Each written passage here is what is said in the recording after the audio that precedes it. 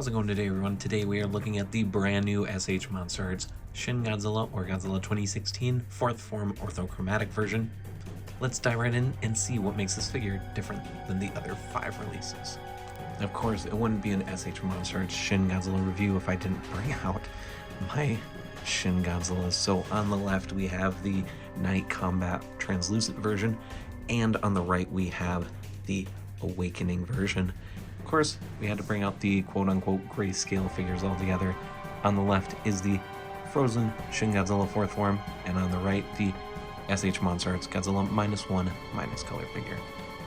Here it is with the Mafex original release Shin Ultraman, and of course the 2nd and 3rd Form Shin Godzilla set. Here's the OrthoChromatic with a few different Godzilla releases from this year.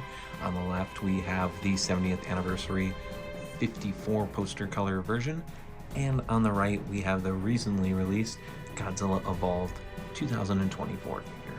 Here's your MonsterArts Shin Godzilla compared with some Figuarts Ultraman figures in the Shinkoho Seiho Gaia V2 and in the Earth Garon with the Mod Pack expansion set on it. Starting right off with the paint and sculpt, we are going to ignore a few of the QC issues until the latter half of this section. I just want to go over this sculpt and the overall paint first. I love the way that this figure looks, okay? Yes, it's the same old head sculpt. Yes, the teeth are a little weird looking, and we'll get a close look at that here in a minute. But I gotta admit, I love the way that this sculpt looks with the OrthoChromatic paint. This is the fourth technical non-translucent Shin Godzilla, and I think this sculpt looks the best when it doesn't have translucent parts on it. It does soften up the sculpt a little bit, and it does hide the things. It's something I noticed with the frozen version, and it's something I noticed after watching photos and looking at videos of the G-Store exclusive, which I don't have in hand yet. I do plan on getting one once I get deep into next year. It's on my list. But this thing looks like it's glowing with how the white looks on the body. I love the way that the dorsal plates look. I think these are some of the most sexiest Shin Godzilla dorsal plates I've ever seen, all the way down up to the tail tip. I love the way this thing looks. I love how crisp this sculpt is. Let's just bring it in real quick. Look how crispy that is. Look at it. It is gorgeous. Gorgeous, gorgeous, gorgeous. All right? This thing is gorgeous. I'll zoom in and do a closer headshot a little bit later. Okay. But there's a paint issue on mine. As you can see, one side of the chest is painted, the other side is kind of painted. Not great. Now, I'm not going to sit here and defend Tamashii Nations and MonsterArts and say that this is a good thing, especially for a web exclusive. I could send this to Nin Games and get a refund or get a replacement if they have any left, which I don't think they do, which is one of the reasons why I'm not doing it. Even if they did, I don't want to wait that long to get another one of these.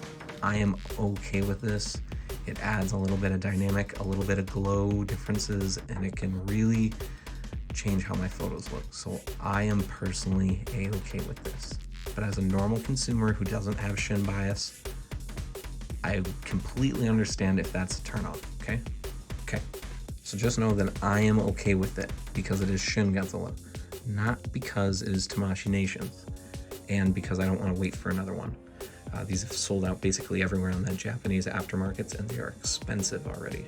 US markets will be getting them probably next year. So look at all this paint. Look at it. This is the best tail tip I've seen so far.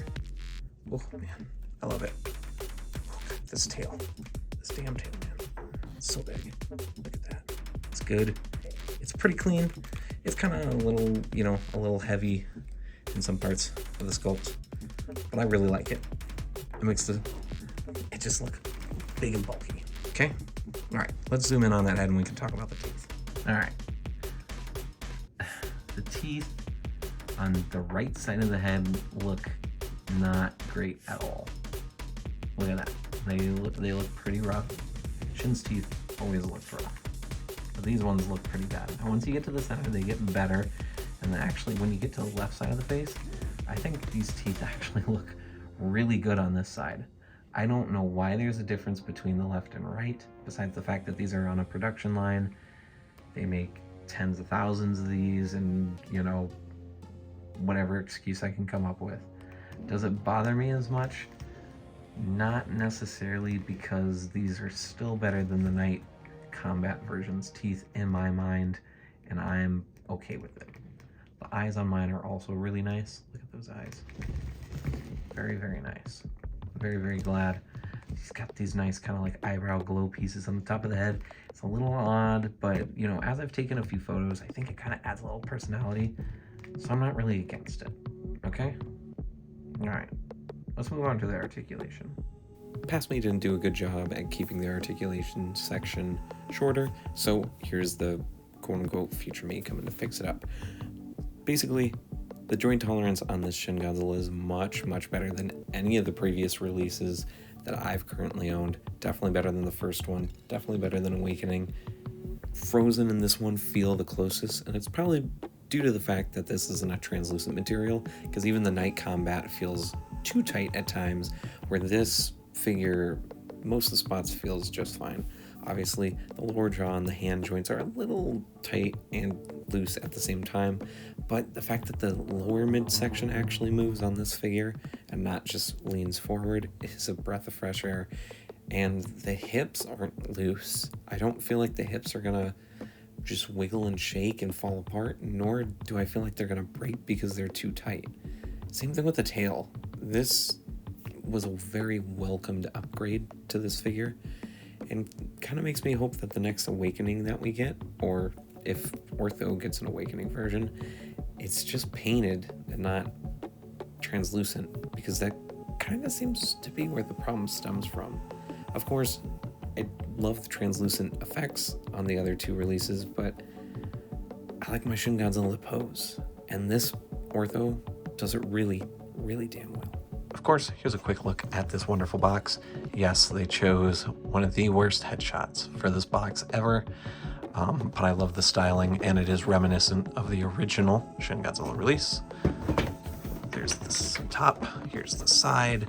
It is basically the original release, but in Ortho with the new promo colors, which I would have preferred one of these other ones on the side, but I love this shot on the side. This is perfect. Wonderful choice. And here's the bottom. Boxes. Well, is it necessary to buy? No. If you are not a very aggressive Shin Godzilla collector like I am, or a completionist for the SH MonsterArts line, I don't think this figure is necessary. Now, if you like the way it looks and you are a big fan of OthroChromatic Shin Godzilla, like the film, then yes.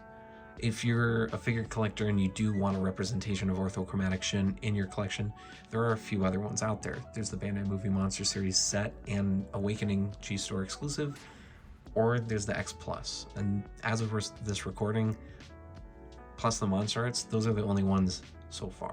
There's going to be more. In fact, as of this recording, it's almost 2025, and a year from 2025 will be 2026, and guess what? It's 10 years of Shin Godzilla. This film was gigantic in Japan.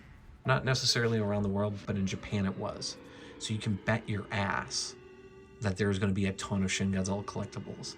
So maybe some of your other favorite molds that don't have an OthroChromatic version might get one. I would probably bet that the gigantic version is probably going to get an Ortho colorway at some point, because it makes money. Shin equals money in any of these companies' eyes. I mean, look, I bought this. I love this. And it's going to have a very wonderful spot on my shelf. And if some of the other companies do more, I probably will own those too. But that being said, if you're really not a rabid Shin Godzilla fan, or if you only need one version of this Shin in your collection, the MonsterArts might not be the right one for you. So please decide responsibly. I'm very happy with this figure, bias and unbiased aside. I think it's wonderful, and I hope you guys enjoyed this video. Please remember to like, comment, and subscribe if you're new. If you need a group to go into for collecting monsters, I recommend the Facebook group Collect All Monster Collectors. I am a moderator in that group, and it is a wonderful, wonderful place for all tokusatsu things. Thank you guys for watching. Have a great day. See you in the next one.